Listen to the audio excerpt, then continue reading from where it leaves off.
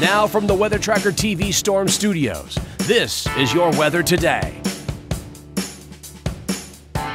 Here's Chief Meteorologist William Cole. All right, folks, here we go on a Thursday, and I tell you what, we had some rain overnight. In fact, that's really an understatement. We had some very heavy rain. We unfortunately did have some flooding concerns that developed as well. I'm going to show you some of those rainfall totals coming up momentarily. Some of these are even a little bit hard to believe, so more on that coming up. But I think as we go through the rest of today, I think we continue to taper off the rain probabilities. In fact, this afternoon here in the Metroplex, we're only going to put it at about a 20% shot. A stray shower, again, simply put, can't be ruled out. The rain chances do come back for tomorrow, Friday into Saturday, and then I'm still tracking this Canadian front that arrives on Sunday with a cold rain. And I tell you what, the air mass is looking, we're just going to say colder, not chillier. This air mass is looking colder coming in Sunday into Monday.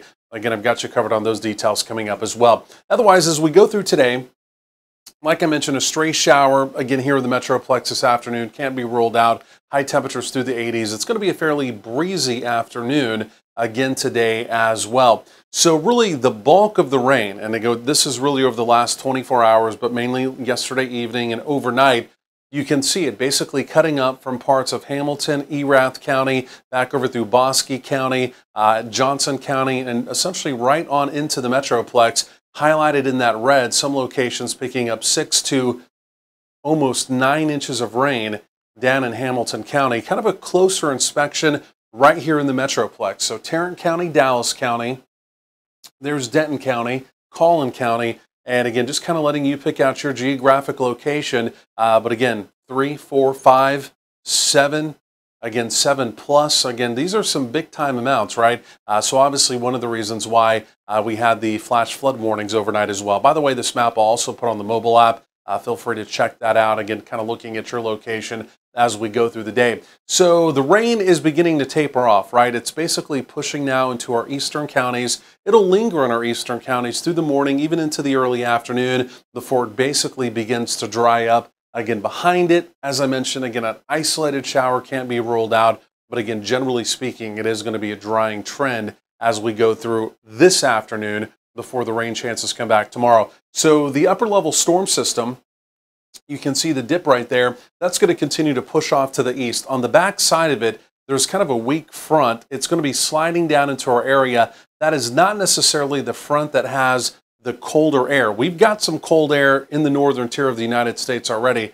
This front not necessarily tapping into that or pushing much of it down into our area, right? So we get a cold front tomorrow. It's going to act as the focus of some scattered showers and thunderstorms. It's going to lift back to the north as we get into Saturday, another opportunity of some rain and storms around, and then it will come back truly as a real deal Canadian front as we get into Sunday. And again, that's when our weather pattern basically changes completely as we get into parts of next week. So there we go. You see it right there. We're tapering off those rain probabilities, right? As we go through the afternoon, we're generally quiet this evening. We're generally quiet overnight.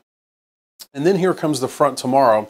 And as that front begins to push into the area by late day, scattered showers, again, maybe a couple rumbles of thunder. Take a look at this here. This would be by late afternoon tomorrow, Friday into the evening. So even Friday night football games, keep this in mind. This may be a little overdone, but the opportunity of rain and storms will be there. And then, as I mentioned, that lifts back to the north as a warm front as we go through Saturday. Still an opportunity of some rain and storms. So looking unsettled between now and then. There it goes lifting to the north. This would be Saturday. But then take a look at this. Here comes the front for Sunday, and that front comes barreling into the area. There's the Canadian air mass. You see the blues and the purples beginning to show up. And also this will be a fairly decent push of a cold rain coming back into the area. Could even be a little bit of frozen precipitation. Look at that out in our Texas panhandle. So generally 80s today, some 70s in our eastern counties where the rain holds on just a little bit longer. Again, a 20% opportunity as we go through this evening.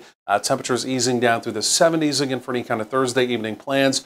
Overnight, upper 60s to, again, right around 70, and then more 80s as we go through tomorrow, Friday, again, with those scattered late-day rain and storm opportunities. So unsettled all the way into the early part of the weekend. Rain, a cold rain likely as we get into Sunday. Here comes the front. The temperatures begin to drop as we go through the day on Sunday. And by Monday, daytime highs in the 40s with a driving northerly wind chill factors as well.